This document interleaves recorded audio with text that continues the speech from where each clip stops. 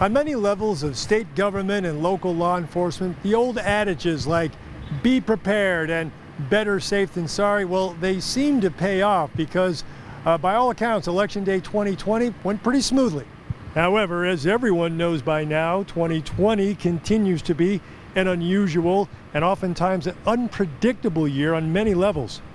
So to be prepared, working in conjunction with local law enforcement, the Utah Attorney General's office set up a tip line and an email if voters did have concerns or complaints. Officials say there were a few voters out there concerned about things like poll workers not wearing their masks, and then later in the day on Tuesday, a few instances where calls came in about armed individuals showing up near ballot drop sites.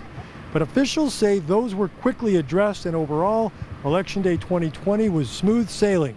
Utah traditionally does really well in election years as far as getting the ballots in, everyone being safe, no reports of attempted fraud or violence or intimidation, and this year was no exception. We did really well. Rich Pyatt goes on to say the AG's office is always ready, willing, and able to help local law enforcement, but when there are issues, concerns, or complaints, local law enforcement is your first and best line of defense.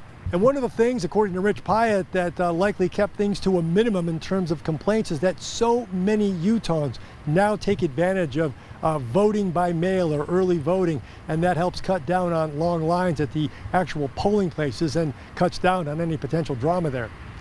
In Salt Lake City, Scott McCain, Fox 13 News, Utah.